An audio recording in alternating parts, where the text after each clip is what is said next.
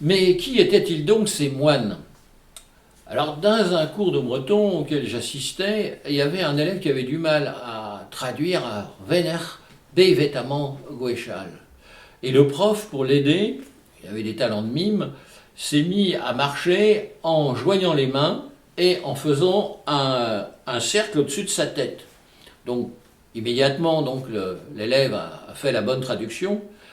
Et bizarrement, concernant les moines celtes, ces deux gestes sont inexacts. Parce qu'on suppose qu'ils ne priaient pas avec les mains jointes, et en ce qui concerne la tonsure, elle n'était pas comme celle de la pub pour la chaussée aux moines. Ils avaient donc la tonsure dont on a déjà parlé, c'est-à-dire les cheveux rasés d'une oreille à l'autre. Donc cette tonsure celtique, je vous ai montré plusieurs illustrations, dont celle ici d'un saint devant la cathédrale de Quimper, mais on a trouvé, lors de fouilles en Gaule, une tête. Alors c'est celle d'un guerrier, parce qu'il porte un torque, donc ce collier de la classe aristocratique, autour du cou, et il a également une coiffure un peu particulière, où les cheveux sont roulés en espèce de boudin, laissant vide la partie antérieure du crâne. Les vêtements. Alors les moines bretons portaient une longue tunique écrue. Les fouilles n'ont pas permis de savoir si elle était en laine, en chanvre ou en lin, comme les druides. Cette tunique était recouverte d'une surcotte en laine avec une capuche, appelée coule ou cucule, et le tout était complété par une espèce de gilet en peau de chèvre, les poils tournés vers l'extérieur. La statue qui représente Saint Colomban à l'abbaye de Luxeuil reprend ces principes de la mode de cette époque, et on le retrouve également sur une affiche que vous verrez à l'écran d'une conférence qui a eu lieu à Plogonde, sur Saint-Thélo. Ici, pour un côté un peu amusant, j'ai fait apparaître le visage d'un acteur jouant un moine celte qui n'a pas l'air très content, et aussi, autre clin d'œil, un personnage, un homme politique, parce que j'ai trouvé qu'il avait une coupe de cheveux un peu celtique, et je pose la question, aurait-il lui aussi changé de religion? Et vous essaierez d'y répondre. Ce code capillaire a été repris pour de nombreuses statues de la vallée des Saints, où, je vous en ai mis 3 exemplaires là, où les saints sont représentés avec la tonsure celtique et les cheveux longs sur les épaules. Pour illustrer de manière sonore cette période-là, je vous propose d'écouter un air que vous connaissez certainement, puisqu'il est joué pratiquement dans toutes les églises lors de cérémonies funèbres. C'est Cantique Arbarados, donc vous connaissez sans doute les paroles. Jésus pegem brasve, plija durant néné.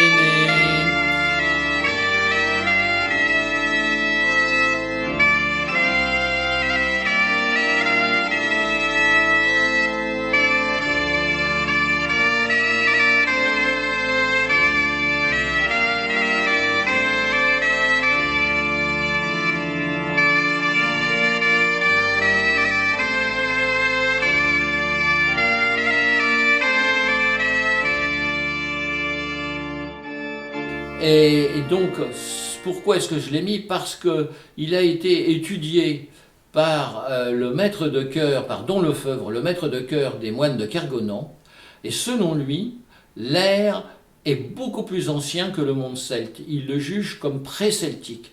Donc cet air nous viendrait de la nuit des temps, de la période du néolithique. Et tout à l'heure, on parlera du calendrier celtique, étudié par Donatien Laurent, et Donatien Laurent dit aussi que le calendrier dit celtique est en fait un calendrier néolithique.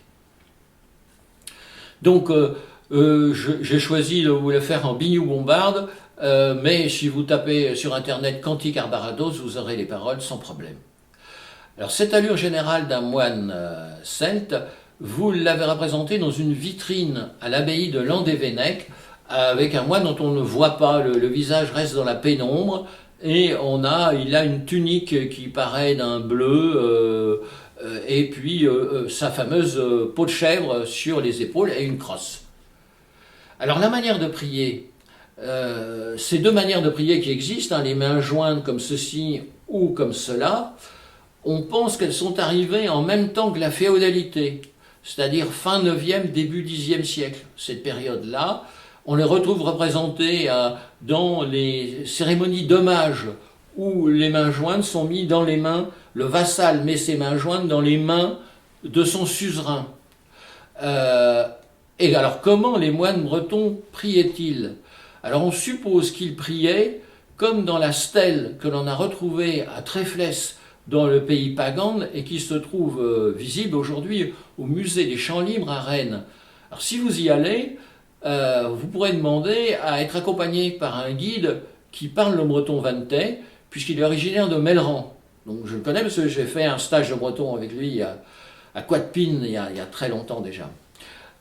Donc là vous avez cette stèle de Tréflès où on voit le moine avec les mains comme ça de part et d'autre de la tête, et il a des grandes manches ou des espèces d'ailes qui pendent de ses bras. Or, on appelle ce type de statue des orants. Et ces orants, on en retrouve un peu partout. Alors j'en ai retrouvé à l'abbaye de Sainte-Croix de Quimperlé, j'en ai retrouvé à Landévennec en réemploi, et j'en ai retrouvé une dans un film qui... alors on le trouve également sur une église abbatiale à Cruas en Ardèche, et je vous représente ici donc le chapiteau de Cruas en Ardèche, et également un musulman utilisant cette même position des mains que l'on voit sur les stèles celtiques. Alors cet orant qui apparaît sur une pierre calcaire est extrait d'un film qui illustre un cantique.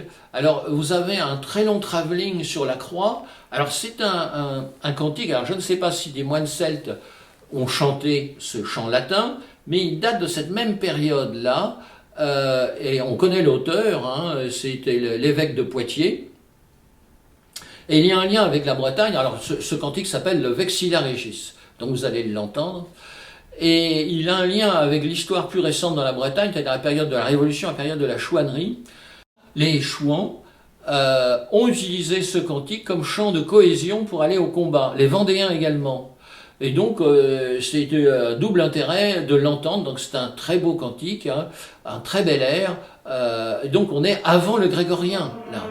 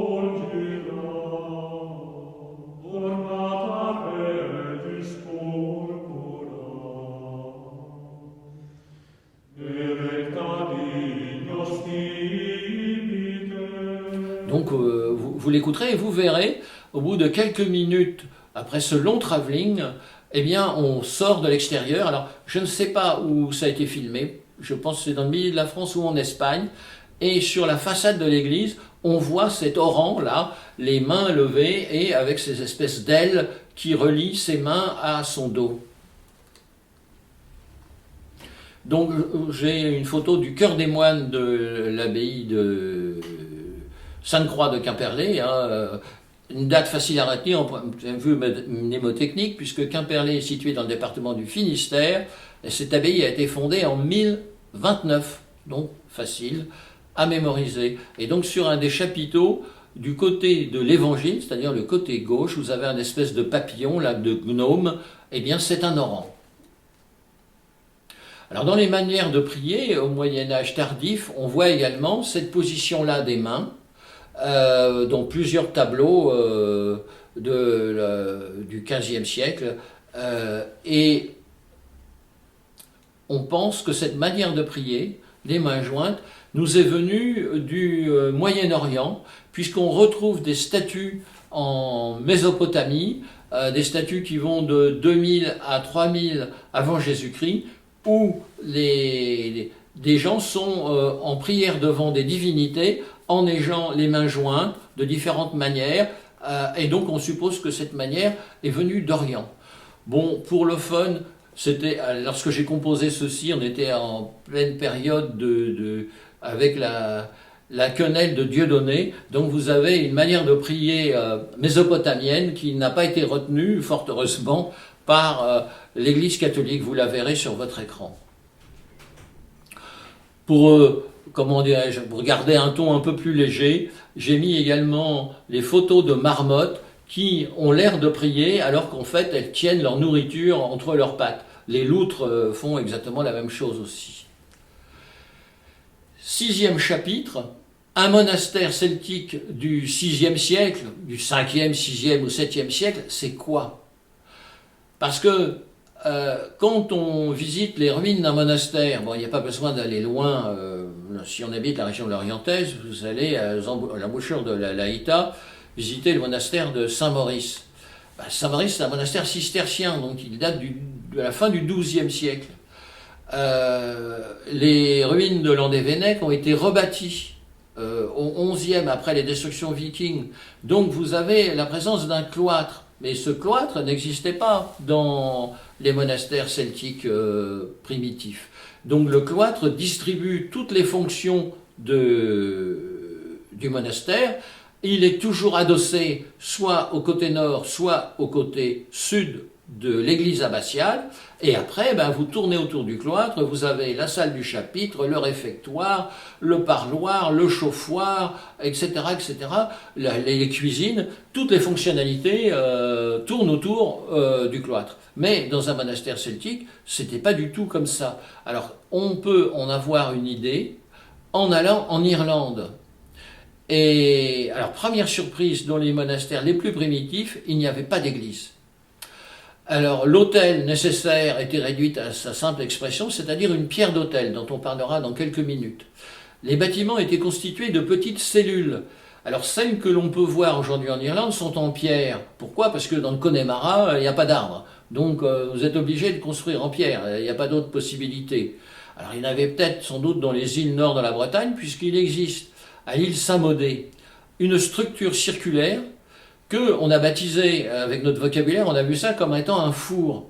Puisqu'un four, vous en voyez un peu partout en Bretagne, eh bien, comment dirais-je, on voyait ces pierres en forme de cercle, il était baptisé Forne Saint-Maudé. Mais il est vraisemblable que c'était son ermitage. Alors des ermitages comme cela, en pierre, il y en avait à Saint-Guénaël, ici, le long du Blavet, à Lanester, et ils sont décrits jusqu'au XVIIe siècle, et là ils ont été rasés.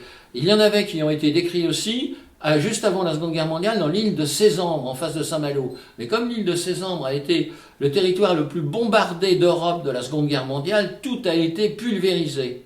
Donc aujourd'hui, en Bretagne, il reste 2 endroits, Forne Saint-Maudé, dans l'île Lavrec, il y a quelques structures, difficilement lisible, et également dans le Léon, vous avez, j'en reparlerai dans quelques minutes, l'ermitage dit de Saint-Hervé. Donc pas d'église ni de chapelle. On retrouve un petit oratoire, mais qui n'est pas capable de recevoir l'ensemble des moines qui y habitent. Donc on se demande, est-ce que ça servait pour faire des messes basses, obligatoire de réciter pour tous les prêtres sa messe tous les jours, ou est-ce que ça servait de sacristie avant que la messe se fasse à l'extérieur, face à la création. Et c'est marrant ce rôle de la nature dont on en a déjà parlé avec l'abbé Jean Bonérienne. Lors de la dernière grande librairie, le grand paysagiste et jardinier Gilles Clément propose, mais c'est une idée, donc de transformer, puisque Notre-Dame a brûlé, de la transformer en une cathédrale jardin. Donc vous voyez, on retrouve encore ce symbole de la nature. Donc vous avez à l'écran le monastère dont on a dégagé les ruines de la végétation. Donc c'est une substruction, hein, donc on a un mur bas, et on a fait une vue d'artiste de comment devait être le monastère à son origine. C'est dans la presqu'île de Dingle à Risk. Donc voilà, vous avez une vue panoramique à l'écran et vous avez un point rouge qui vous marque, qui vous indique la situation de ce monastère en Irlande. Alors Philippe Abjean, le rénovateur, le créateur de la Vallée des Saints, le rénovateur du Trobriez, avait envisagé de construire un ermitage celtique au pied de la butte. Alors je ne sais pas si le projet aboutira maintenant qu'il a démissionné de la présidence.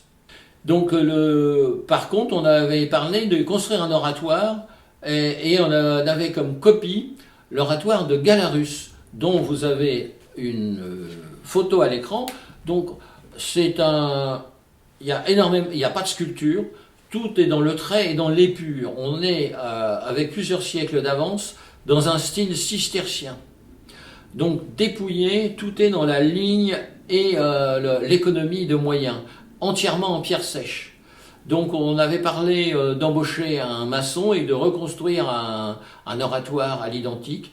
On suppose, compte tenu de son nom, Galarus, comme même nom qu'il y a en Bretagne, le Galles, que cet oratoire était dédié à des étrangers, puisque le Galles, c'est l'étranger. À Risque également, il existe des pierres sculptées, des espèces de stèles un peu rustiques, sur lesquelles on voit des croix, des arabesques, et l'abréviation DNE. Donc on suppose que ce sont des croix votives et que DNE, c'est l'abréviation latine de dominer. Alors ceci se situe historiquement 200 ans avant les hautes croix d'Irlande, qui sont du 8e et 9e siècle. Là, on est au 4e ou 5e. Donc bien avant qu'on construise cette croix dite celtique. Donc quelques modèles sont représentés devant vous. Hein. Donc ce sont des croix très très primitives.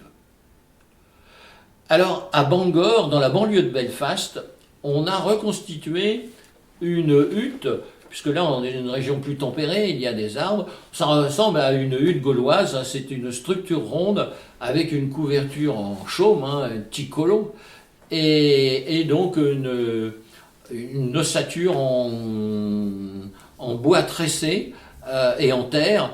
Et les Irlandais, au début, moi j'ai noté le nom, et après en me relisant, je me suis dit, mais tiens, il y a une liaison avec le breton. Donc ils l'appellent Dairteach. Alors, donc vous avez l'orthographe, hein, D-A-I-R-T-E-H-G-H. Et puis en le relisant, je me suis dit, mais c'est très semblable au breton, Deroti, sachant que ti en vieux breton comporte un G qu'on retrouve dans Tieges ou Tiegern. Et donc c'est l'équivalent d'un breton Deroti, la maison de chêne. Sachant que Dero, on le retrouve en sanskrit avec le mot Der qui signifie un arbre.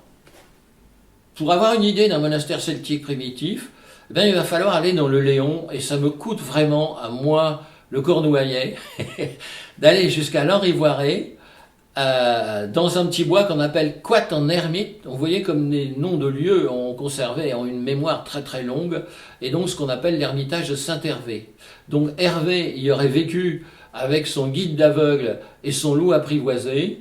Et alors j'ai eu la surprise en y retournant de voir que l'ermitage servait de tremplin pour les motos trials et les vélos bicross. Donc je le regrette. Donc l'endroit est au calme. Bon, il y a un peu de champs de maïs et d'artichauts maintenant autour, hein. Ce qui fait dire que une fontaine miraculeuse en Bretagne aujourd'hui, c'est celle qui ne contient pas de nitrate. Donc on illustrera cette vision de l'ermitage de Saint-Hervé avec un extrait d'une autre vidéo de Jean Bonirienne, en français cette fois-ci, où il explique le cheminement, parce qu'il a fait des recherches sur les lieux liés à la vie des Saint-Bretons, donc en disant qu'il souhaitait montrer que ces personnages avaient une vie historique et qui n'étaient pas seulement des légendes. Et en effet, autour de cet ermitage de Saint-Hervé, on trouve l'ermitage de Sainte Rivanon, la mère de Saint-Hervé, et de certains de ses disciples, donc c'est très intéressant. Alors ici, nous avons aussi, partout la Bretagne est constellée d'ermitages, de monastères. Nous avons l'ermitage de Saint-Guénel, qui date de cette époque-là, avec sa chapelle qui existe toujours.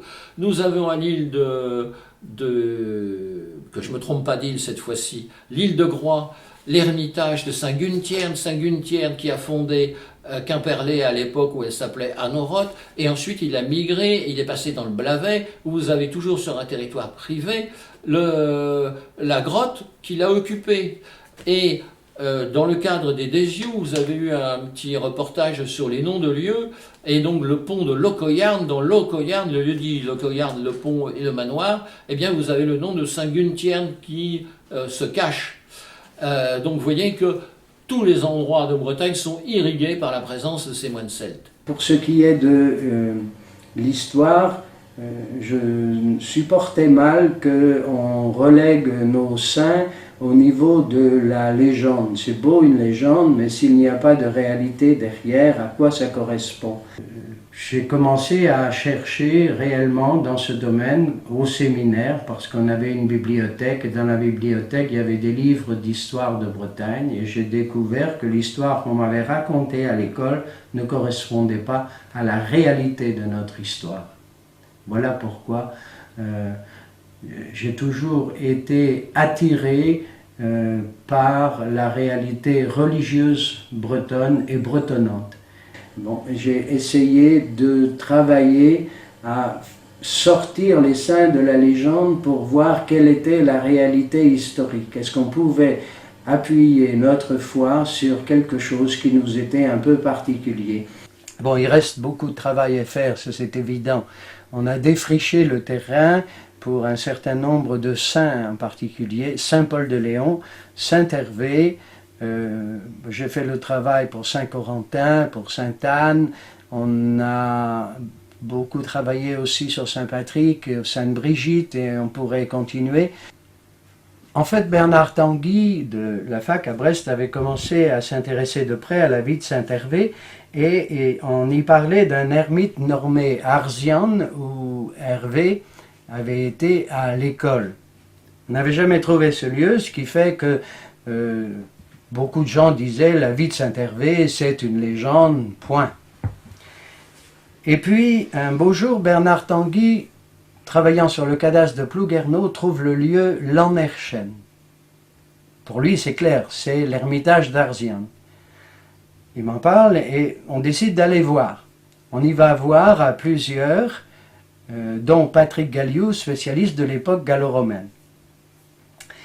À partir de la carte dressée par un géographe, il y avait des structures que l'on pouvait deviner dans le terrain.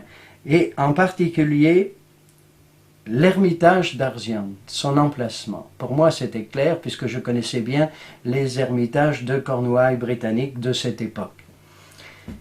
Du coup, puisque la réalité d'Arzian, enfin, et de son ermitage était découverte, et qu'on avait la certitude qu'il y avait eu là des Bretons vers le 5e, fin 5e, début 6e siècle, puisqu'on avait une archéologue anglaise avec nous, et bien du coup, peut-être qu'on pouvait trouver l'emplacement de l'ermitage de la mère de Saint-Hervé, Sainte Rivanon, qui devait se trouver quelque part entre l'Henri-Voiré et puis Plouguerneau. En cherchant dans les cadastres, j'ai trouvé Lanrivanon et j'y suis allé voir. Il y avait là sur le terrain suffisamment d'éléments pour dire que oui, effectivement, là était l'ermitage de Sainte Rivanon et la fontaine est toujours là, et elle s'appelle toujours la fontaine Sainte Rivanon. 7e chapitre, une vie monastique à la mode scotique, c'est-à-dire celte, c'est quoi? Quand le Morvan les Brace a été tué dans la région de Prisiac, eh bien, c'est là où les chroniqueurs francs décrivent les monastères bretons et disent qu'ils vivent à la mode scotique, c'est-à-dire la mode celtique, et donc le père abbé de Landévennec va toucher une forte bourse de l'empereur des Francs pour renoncer au mode scotique et adopter la règle de Saint-Benoît. Donc la vie monastique est à la mode celtique, c'est-à-dire celte. Alors j'ai mis en exergue quelques particularités. Alors notamment la date de Pâques. Alors petit rappel de formation religieuse, donc Yeshua, le nom de Jésus en hébreu, qui signifie qui sauve, et donc rassembla ses 12 assistants pour partager avec eux le pain et le vin lors de la fête juive de la Pécha, en latin la Pâque, qui célèbre l'exode hors d'Égypte du peuple élu sous la conduite de Moïse. Et elle commence le 14 Nissan du calendrier lunaire hébraïque. Alors il faut savoir que les Celtes avaient aussi un calendrier lunisolaire, c'est-à-dire prééminence de la Lune, mais retour en phase avec le Soleil périodiquement. Donc les musulmans ont également un calendrier solaire. Vous savez que le ramadan commence quand le croissant apparaît sur l'horizon. Le lendemain de cette fête, il était de tradition dans le monde judaïque de sacrifier un agneau et de boire rituellement son sang. Jean, et on parlera plusieurs fois de l'évangile de Jean, est le seul des évangélistes à faire l'analogie entre l'agneau et le sacrifice de Jésus. Et nous, on peut faire encore un lien avec l'homme de Holcrogan qui a été sacrifié. Lors du premier concile de Nicée en 325, suite à l'antagonisme naissant entre les premiers chrétiens et les juifs, peuple considéré comme déicide, comme vous le savez, il est décidé de différencier la date de Pâques chrétienne de la date de Pâques juive, en assignant à la première une date correspondant au dimanche suivant le 14e jour du premier mois lunaire de printemps, qui se situe selon les années du 22 mars au plus tôt au 25 avril au plus tard, qui a fait de Pâques une date mobile. Mais ça n'allait pas du tout avec les Celtes, parce que les Celtes, ils voulaient que Pâques, qui marque Jésus ressuscité, eh bien que Jésus ressuscite une nuit de pleine lune. Et cette année, si vous avez observé la lune, vous avez pu voir que la pleine lune, elle était le jour des rameaux. Donc, la date de Pâques celtique aurait dû être décalée d'une semaine. Alors, on sait, parce que ça a été dit dans le monde saxon, que dans les petits royaumes, Wessex, Sussex, etc., qui avaient été christianisés par des moines celtes, eh bien, on fêtait 2 fois Pâques. Il n'y avait pas que François Hollande capable de cultiver le compromis. Donc, dans les royaumes de Wessex, eh bien, on fêtait une fois Pâques à la date de Rome et une fois Pâques à la date celtique. Donc, 2 raisons de faire doublement la fête. D'autant plus qu'à cette époque, toutes les terrasses étaient ouvertes. Alors, un résumé rapide et incomplet de quelques points clés du calendrier celtique. Donc, chez les Celtes, le jour commence à la tombée de la nuit. Donc le jour commence au coucher du soleil. Et donc l'année commence au mois sombre. Le 1er novembre, l'année de Samin, l'année d'Halloween, c'est le début de l'année celtique. Et on retrouvera la saison claire le 1er mai, Beltane, qui était marquée encore dans le monde celtique, le monde breton, par l'arbre de mai. Donc avant le muillet, il y a eu l'aubépine rouge, et avant l'aubépine rouge, il y avait l'arbre de mai. Donc certains coupent toujours un jeune hêtre et pour la mettre à sa porte. Et ce jeune hêtre sera brûlé lors du solstice d'été, dans le feu de la Saint-Jean. Donc chez les moines celtes, on a différents marqueurs de l'année, Samin, Imbolc, Beltane, Lugnasat, le 1er août, l'assemblée de Lugh. Et le temps celtique s'articule avec des siècles de 30 ans. Ça, c'est César qui nous le dit. Et ces siècles de 30 ans sont constitués de lustres de 5 ans, alternant un lustre clair avec un lustre sombre. La clarté et sombre, c'est le nombre de lunaisons.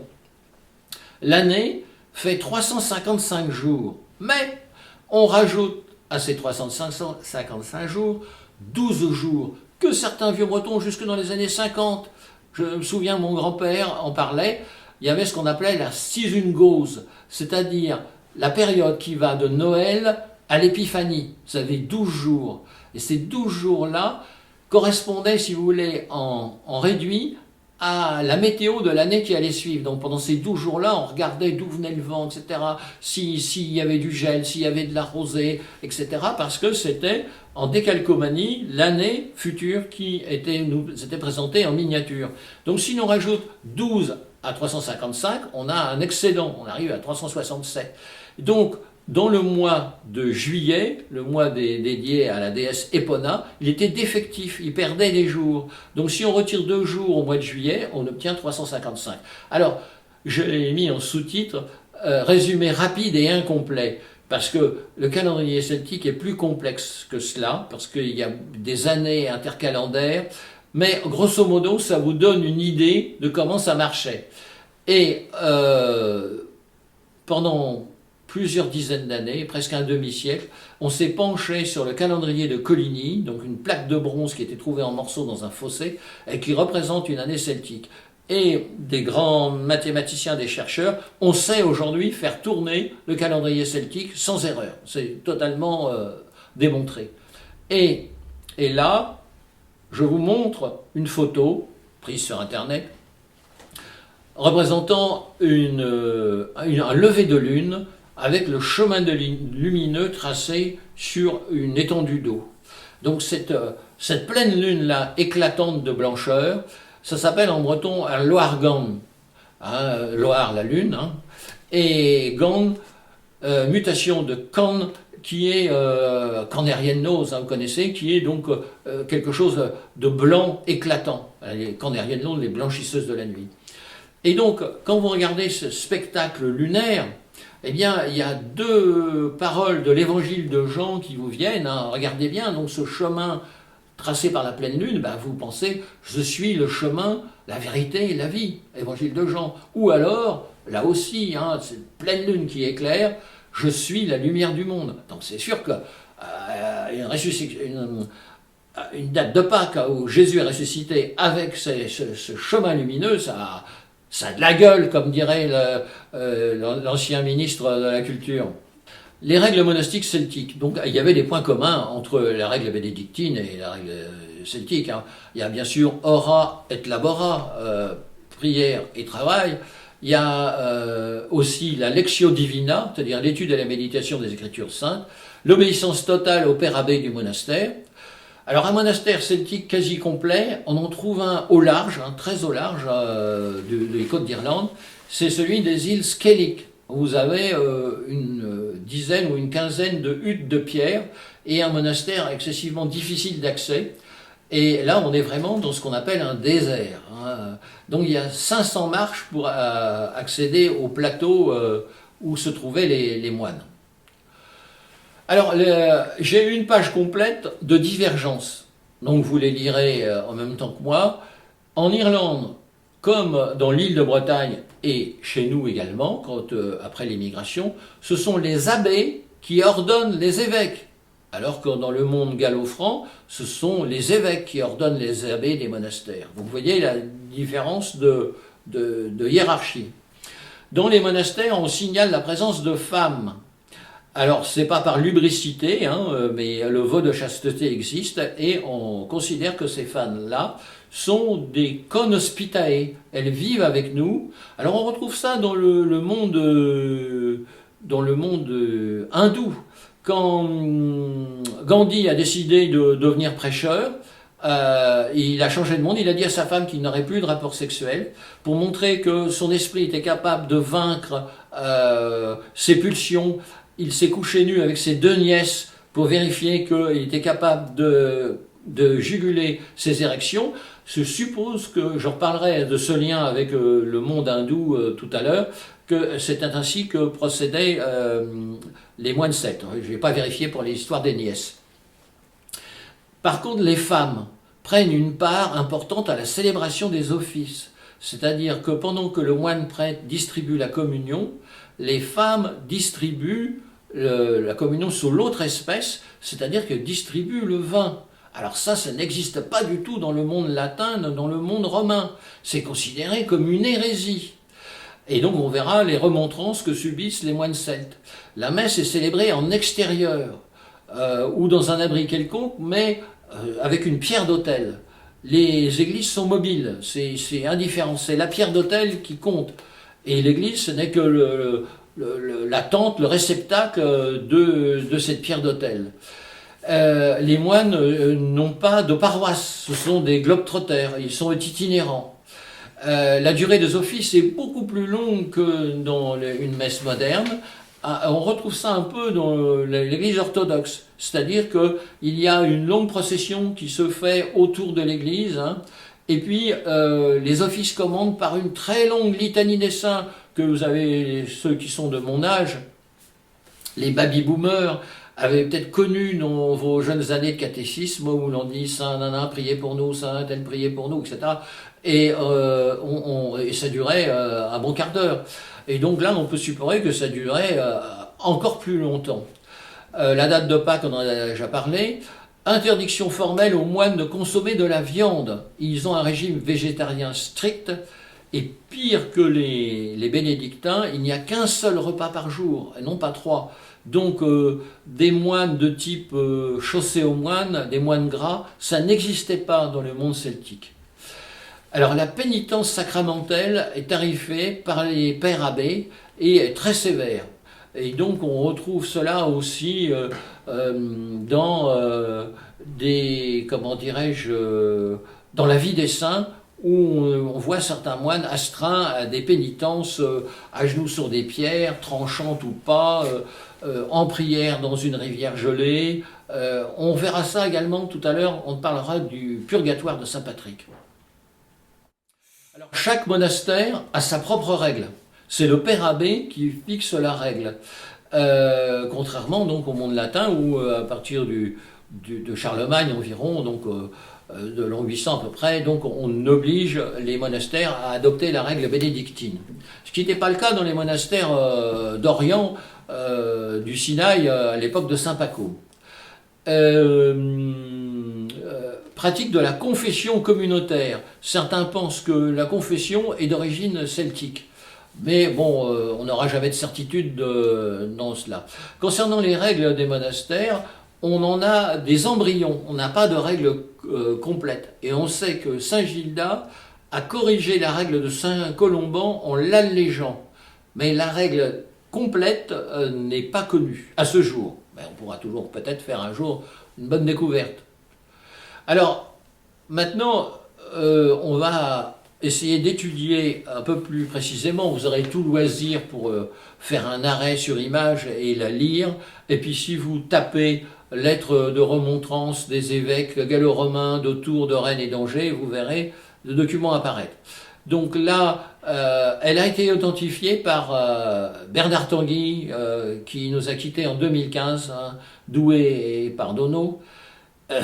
Donc c'était un très grand chercheur, extrêmement pointu sur le haut Moyen-Âge et sur les noms de lieux bretons de cette époque. Donc il a date entre 509 et 521. Et donc j'ai mis en exergue en bleu, gras, les éléments que je souhaite que le lecteur que les éléments qui doivent frapper le lecteur. Bon, on dit ceci. Donc on leur reproche. Alors d'abord, il y en a un qui a cafeté, on donne son nom, c'est Spératus. Il leur a dit, oui, j'ai vu, il y a des moines bretons, là, ils se baladent dans la région, sur mon territoire, et ils disent des messes que moi je n'ai pas autorisées. Donc on les accuse de transporter des autels et de cesser de faire des circuits entre des résidences, de célébrer la messe avec des femmes, appelées conospitae, dont vous admettez la présence au sacrifice divin. Alors là, on le sait par ces évêques-là, ce n'est au point qu'elles tiennent le calice quand vous distribuez l'Eucharistie, et ceci en votre présence, et on suppose qu'elles administrent le sang du Christ à l'assistance. Là, très grave. Donc vous voyez que le pape actuel vient de donner une promotion au sein de la curie à une femme. C'est la première fois qu'une femme occupe un poste à responsabilité dans la curie romaine. Vous voyez que pour une fois, nous, les attardés, nous avions 1500 ans d'avance. Donc on leur demande à ces moines-là, sous peine de punition sévère, de se débarrasser de ces femmes, parce on frissonne à savoir qu'elles puissent participer au sacrifice de la messe, et donc on juge que c'est une honte, que c'est détestable, et qu'elles polluent le sacrifice divin. Donc vous voyez qu'on n'y va pas avec le dos de la cuillère en bois, là, hein. Donc vous lirez cela avec intérêt, hein, c'est un texte qui nous vient donc du haut Moyen-Âge. Et alors Bernard Tanguy a même émis une idée, hein, donc les noms, à partir du nom latin, on a reconstitué leur nom breton, donc ils s'appelaient Lovocat et Catierme. Alors toujours est-il que on peut dire que les admonestations des évêques gallo-romains ont créé un emploi en Bretagne, celui de carabassène. Vous savez, celle que Annie Cordy appelait la bonne du curé, et donc qui devait avoir un âge canonique, c'est-à-dire après la ménopause. Donc on a aussi un texte gallo-franc qui caractérise les Bretons de nation perfide et insolente, qui a toujours été rebelle et dénuée de bons sentiments. Donc c'est vraiment, nous sommes habillés pour l'hiver par les moines francs. Alors un petit aparté sur les pierres d'autel. Un peu plus loin dans le texte, nous parlerons de la plus ancienne inscription en vieux breton qui se trouve à la chapelle Saint-André de Lomarec. La première fois où j'ai été visiter cette chapelle, eh bien la porte de la chapelle était calée par une pierre. Et j'ai observé cette pierre, c'était une pierre d'autel. Donc j'ai dit au gardien qu'il ne fallait pas la laisser là, parce que cette pierre avait de la valeur. C'est une pierre qui a été consacrée, et il y a des ventes parallèles qui se font sur Internet. Donc une pierre d'autel, vous en avez à l'écran 2 représentations. Elles sont gravées de 4 croix, en général 5 croix, une au centre et une à chaque angle, et elles peuvent être de différents matériaux. En général, elles ont un numéro d'ordre par évêché. Et donc ces pierres-là, Job Onirian, dans une de ses conférences, disait qu'en Irlande, encore aujourd'hui, eh bien, les prêtres des paroisses partent avec la pierre sous le bras et vont dire des messes dans les différentes fermes de leur paroisse. Et dans ces fermes, on pose la pierre sur la table de la cuisine, et les propriétaires de la ferme invitent leurs amis et voisins à assister à la messe sur la table de leur ferme. Et donc, j'étais enfant, je me souviens d'avoir vu ça à Penalen, là où habitait ma grand-mère maternelle, du prêtre venir, mais je ne me rappelle plus, c'était vraiment toute petite enfance, si il avait une pierre d'autel ou pas. Mais voilà, mais on invitait les parents et voisins ce jour-là. Donc vous avez à l'écran là une pierre d'autel qui est aujourd'hui scellée. Alors concernant le moine celte qui est cité dans la lettre de remontrance et qui s'appelait Catierme, Bernard Tanguy émet l'hypothèse qu'il serait lié à la commune de Languédias, dans les Côtes d'Armor, aujourd'hui dans le pays gallo, entre Dinan et Planquette, parce qu'en 1472, elle figure sous la graphie Langadias. Et lui, il y voit une mutation de Catias. Ce serait donc le monastère du nommé Catias qui figure dans la lettre de remontrance sous le nom de Catierme. Voilà, bon, alors Bernard Tanguy a beaucoup d'hypothèses comme ça qui sont difficilement vérifiables. Mais c'était quand même quelqu'un qui était très pointu sur cette période-là. Alors, une trace tardive. Alors, j'aimerais, si les gens qui assisteront à cette présentation me le diront peut-être, prendront contact avec moi, je n'ai vu nulle part ailleurs en France et en Europe une statuaire aussi abondante de ce qu'on appelle les trinités bretonnes. C'est-à-dire qu'on a la mère de Jésus et sa grand-mère représentées sur la même statuaire. Et donc là, je vous en ai mis 4 exemplaires, mais il y en a plusieurs dizaines d'autres. Et donc, on peut voir dans celle qui se trouve au centre que les 2 femmes, mère et fille, sont de même stature, qu'elles portent l'enfant Dieu chacune sur un genou, donc il y a une espèce d'égalité entre les deux. Sur celle que vous avez légèrement à droite, mais toujours au centre, la Vierge est couronnée, donc c'est fréquent, hein, reine du ciel, mais ce qui est moins fréquent, c'est que sa mère le soit aussi. Ce qui montre que Sainte Anne est jugée de même rang. Les autres ne sont pas couronnées, et certaines sont très naïves, parce qu'on a Marie qui est représentée sous les traits d'une fillette à peine pubère, tenant un enfant dans ses mains. Celle qui se trouve à droite est intéressante aussi, hein. On pourrait digresser pendant des heures, parce qu'on voit la mère, Anne, qui porte sa fille sur ses genoux, sa fille portant l'enfant Dieu. Mais qui est-ce qui tient le globe terrestre, qui est, comment dirais-je, valeur de maître du monde? Eh bien, c'est la grand-mère. C'est la grand-mère qui porte le globe. Donc ça, c'est peu fréquent. Une statue que j'ai trouvée remarquable, tout dans le pays gallo, mais un pays gallo qui a vu passer les moines celtes, parce qu'il a un nom breton. Donc en gallo, c'est Gainroc, hein. Et une statue que j'ai trouvée particulièrement marquante, particulièrement vivante. Donc je trouve intéressant d'ailleurs d'indiquer les noms de lieux en mettant le département et l'évêché auquel ils appartiennent, ce qui permet par exemple de différencier les deux carnouettes. Là, la statue, elle est dans le 22, mais dans l'évêché de Saint-Malo. Alors, une particularité encore qu'on a trouvé à Landévennec, et c'est quand même proche de chez nous ça, c'est la représentation des évangélistes avec un code qui n'est pas celui du monde méditerranéen. Alors, on a ramené de la Bible l'association des évangélistes avec 4 créatures. Un aigle pour Jean, un taureau pour Luc, un lion pour Marc et un homme pour Matthieu. Ces personnages, on les retrouve dans les traditions égyptiennes et on les trouve également à Babylone.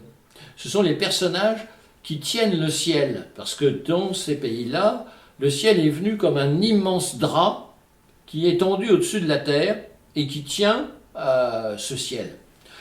Donc, dans les évangiles qui ont été fabriqués, construits, élaborés à Landévennec, alors malheureusement, avec la Révolution française, ils ont été dispersés, et vous avez un évangéliaire de Landévennec qui se trouve à la New York Library, et l'autre se trouve donc aux États-Unis, et l'autre se trouve à la Bodleian Library à Oxford.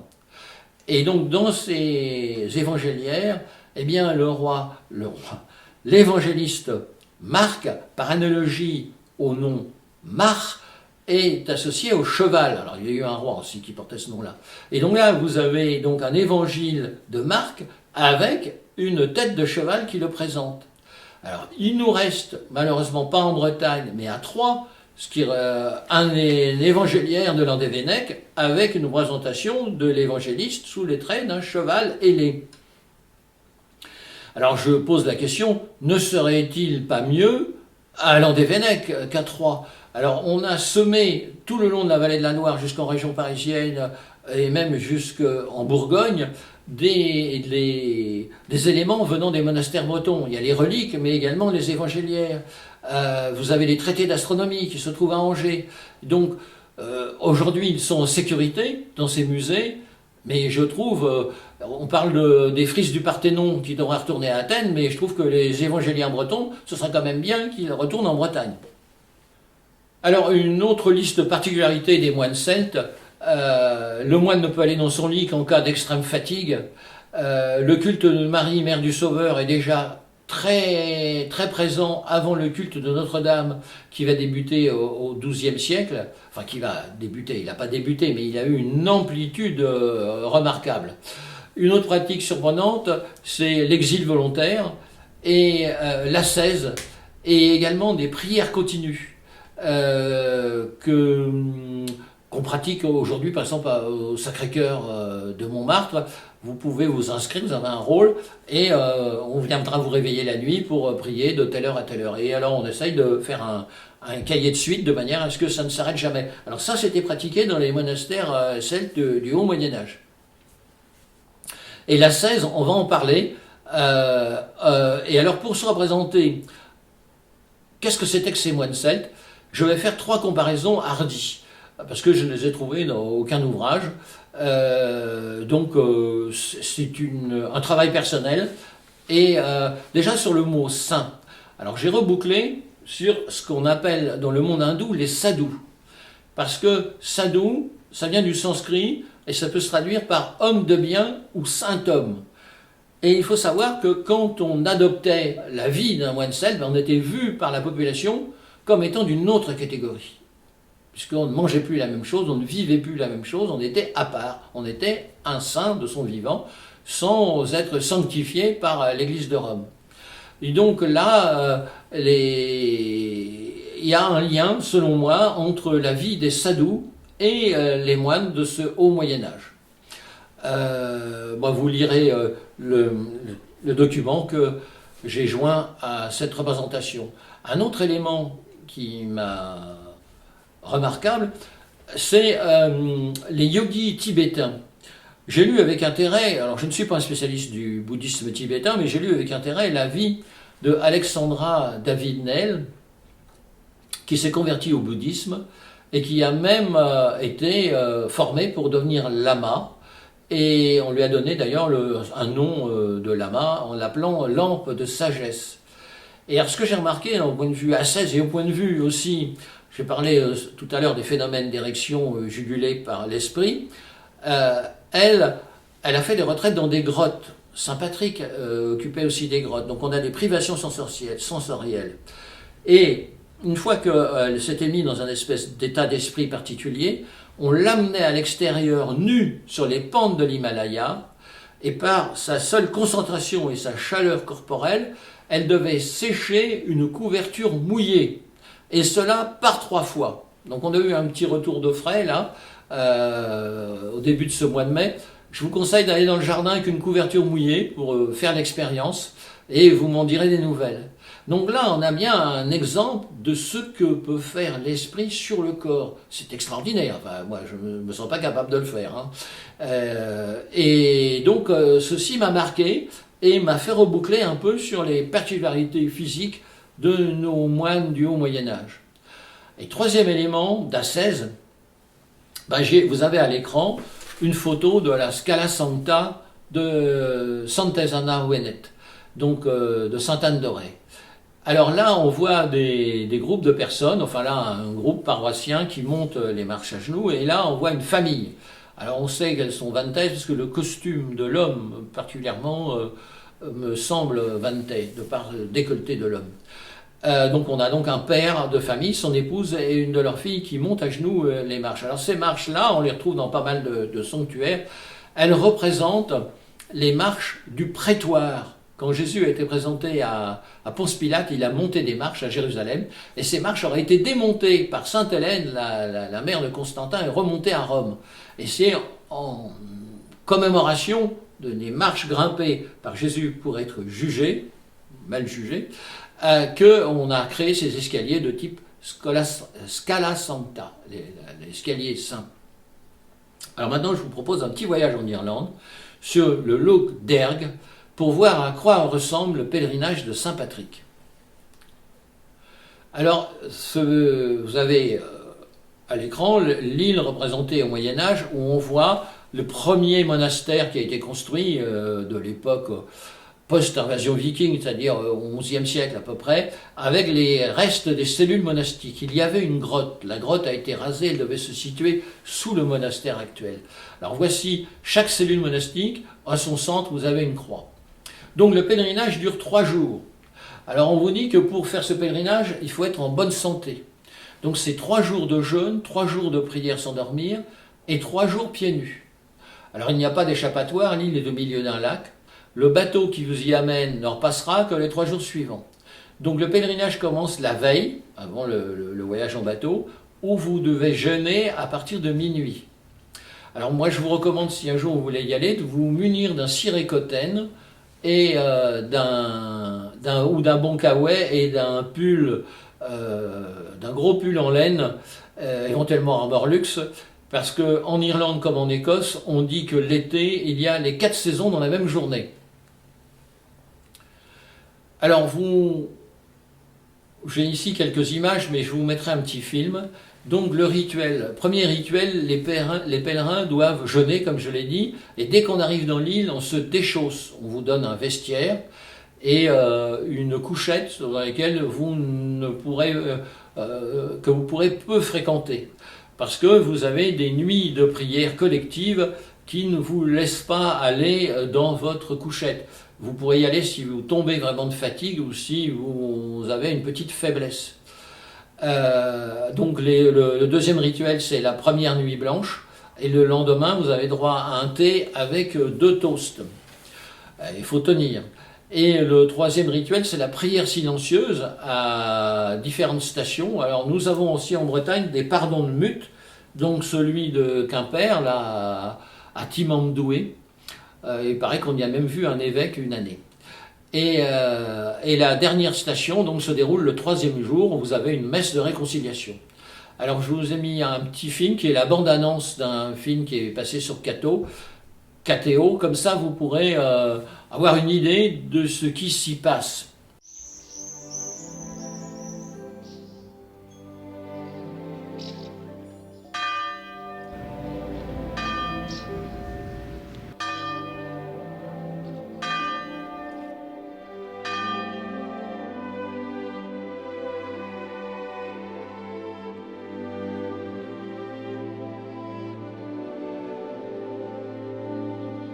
Il est dit que c'est un des pèlerinages au monde le plus difficile au niveau pénitence sur cette île. Que c'est très difficile et il est assez atypique d'ailleurs parce que le pèlerinage normalement ne se passe pas comme ça.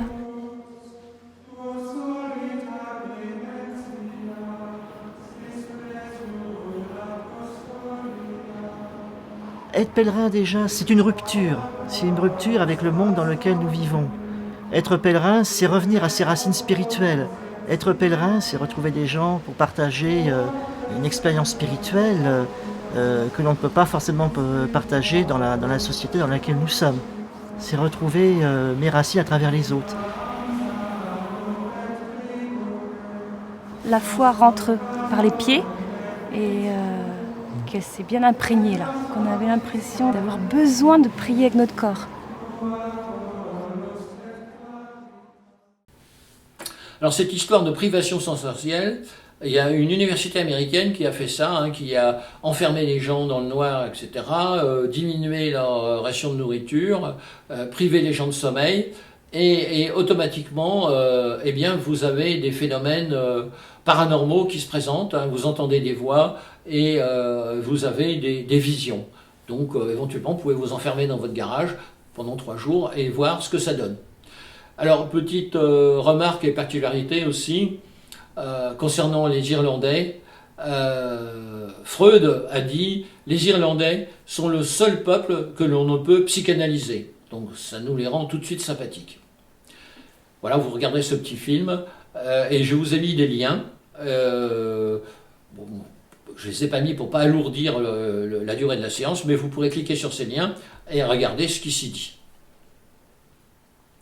Donc, récapitulons avec en tête la statue de Saint-Patrick. Pour se faire une idée de l'ascèse à la mode celtique, je vous recommande une ascèse en 3 points, non garantie, à savoir un peu de sadhu indien, un soupçon de yogi tibétain et une grosse portion de purgatoire de Saint-Patrick.